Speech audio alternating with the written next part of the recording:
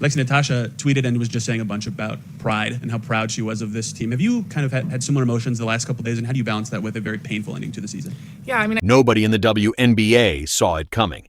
A player who spent her first 2 seasons barely clinging to her roster spot, second-guessing every shot, quietly wondering if each day might be her last on the team.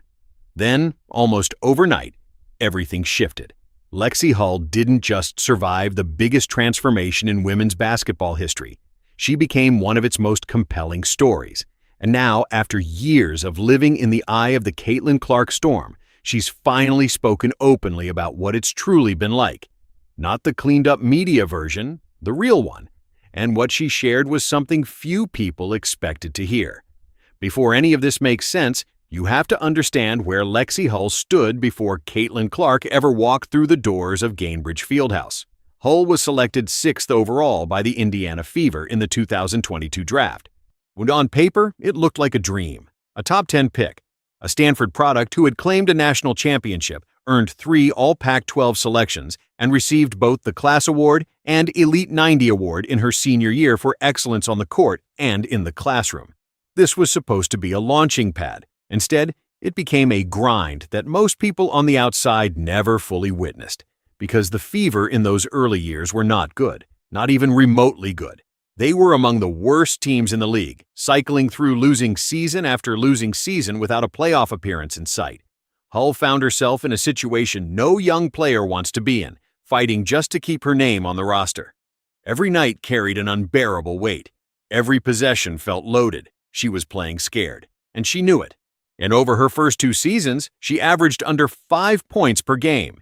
In her second year, she logged over 20 minutes a night and still managed only 4.6 points. The numbers didn't lie. Something was holding her back. Hull would eventually reveal exactly what that something was, with a level of honesty that very few athletes are willing to offer publicly. She told Glamour magazine, "There were times when I started that it was like, if I shoot, it needs to go in, because otherwise I might get benched, or I might get cut." Read that again. A top 10 draft pick, a Stanford graduate, someone with elite credentials, lying awake gripped by the genuine fear that one missed shot could end her career. That was the reality of playing on a losing team with no safety net beneath her. There were real nerves, she admitted. During those first couple of years. A losing culture, no playoffs, no room for error. Every small thing felt magnified because the stakes felt impossible. And that kind of pressure doesn't just affect your shot. It gets inside your head. It changes how you move, how you think, how you breathe during a game. Hull was suffocating under it, and nobody on the outside was paying enough attention to the Fever to even notice. Then something happened that changed not just Lexie Hull's career, but the entire direction of the franchise, and arguably the entire landscape of women's basketball in America. The 2024 WNBA draft arrived, and the Indiana Fever selected Caitlin Clark with the 1st overall pick. If you need a reminder of who Caitlin Clark was at that moment, but here's the short version: the most prolific scorer in the history of college basketball, man or woman. A player who had single-handedly turned Big Ten women's basketball into must-see television, shattered records that had stood for decades, and turned Iowa Hawkeyes games into national events and sellout crowds. She was entering the WNBA carrying a level of hype that women's basketball had never seen, and the entire league was about to find out whether that hype was earned. It was. Her rookie season delivered historic fan engagement and on-court production that immediately established her as the most important player the league had ever seen. Overnight, the Indiana Fever became the most watched, most discussed, most controversial, and most celebrated team in the WNBA. The sold-out arenas, the national broadcasts, meant the media circus that trailed them everywhere. All of it arrived the moment Caitlin Clark put on that Fever jersey. And Lexie Hull had a front-row seat to every single second of it. Here's what rarely gets discussed when people talk about the Caitlin Clark effect on her teammates. It wasn't simply the visibility. It wasn't just the endorsement opportunities or the bigger crowds or the cameras trailing them through airports. The thing that changed most profoundly for Lexie Hull happened inside the lines during games. Something nearly invisible unless you know exactly what you're looking at. Caitlin Clark reads the floor differently than almost anyone who has ever played this game. Her court vision is elite. Her passing is elite. And the way she draws defenders toward her creates something coaches spend entire careers trying to manufacture: wide-open perimeter shooters with nothing standing between them and the basket. For someone like Lexie Hull, who had spent 2 years torturing herself over every shot attempt, that was nothing short of liberating. Hull described the shift in a way that lands differently when you understand what came before it. After Clark arrived, she said, "I know I'm going to get open shots, but I don't need to worry about whether they go in or they don't, because I've put in the work to set myself up for this, and I'll live with the outcome." That's not just confidence, that's freedom. The kind of freedom that only comes when the pressure valve finally gets released. And the numbers backed it up. Hull shot 47.1% from three-point range in 2024, a career best that ranked among the most efficient shooting performances in the entire league that season. In games without Clark creating those opportunities, her three-point percentage dropped back to 36.7%, right in line with where she had been during her college years. The data tells the story even more clearly than the words do. But the transformation wasn't only happening on the court. And this is where the story gets even more interesting, because what Lexie Hull and Caitlin Clark built off the court raised eyebrows, generated headlines, and became one of the most talked about friendships in women's sports. When Clark was drafted, there were genuine questions about how she would settle into a locker room full of strangers.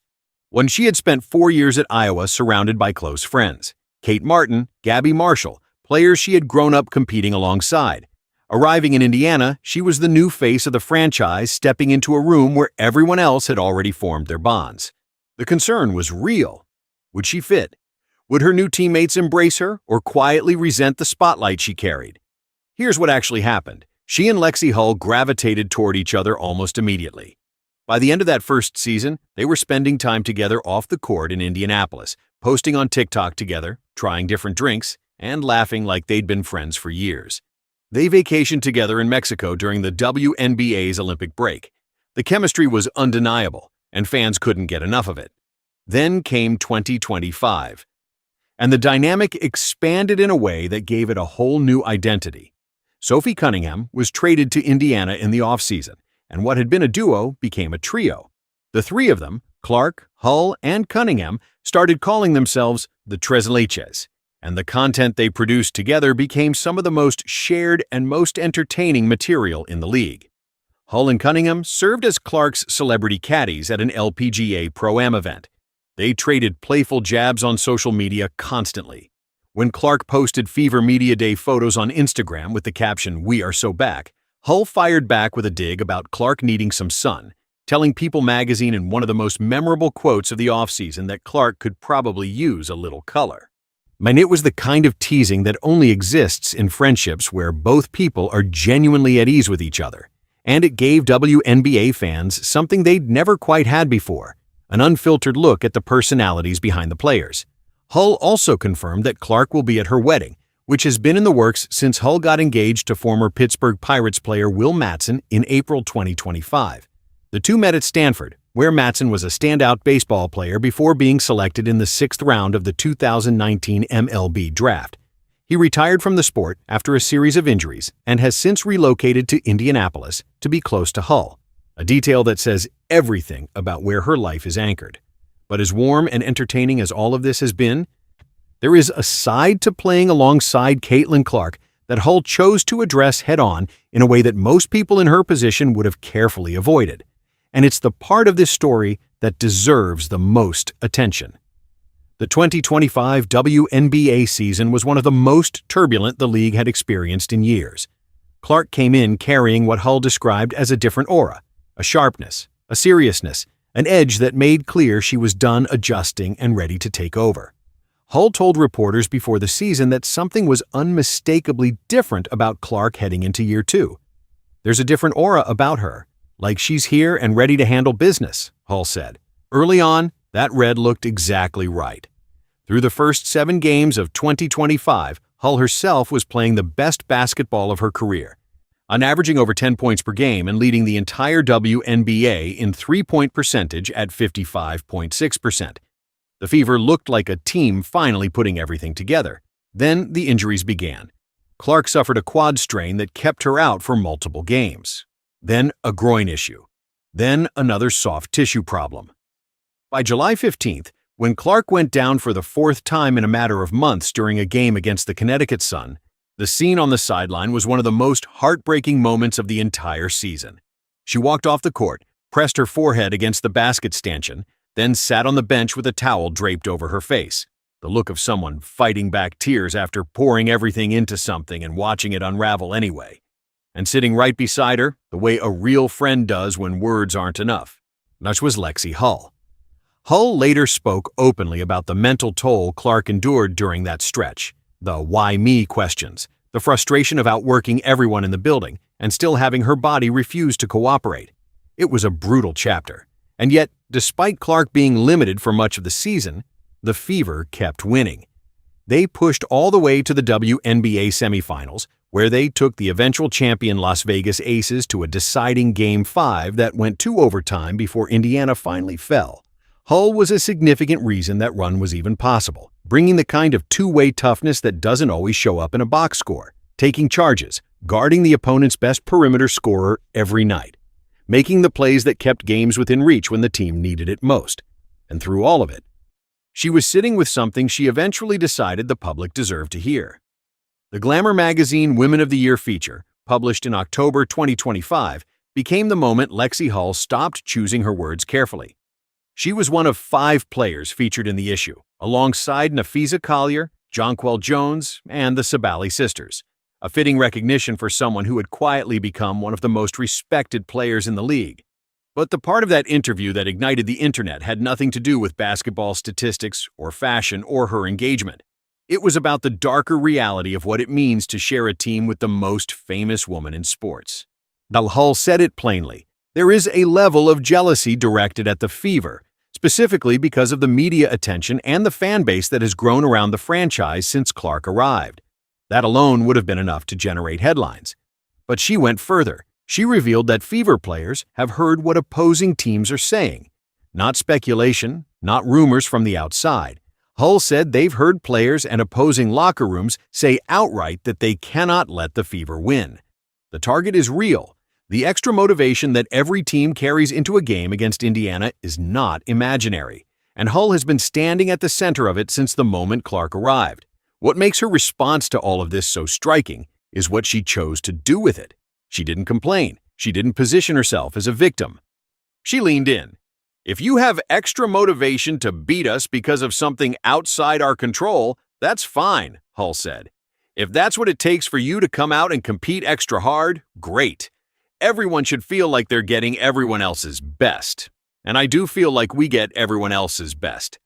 That is a remarkably composed way to handle being at the center of one of the most divisive situations in women's sports.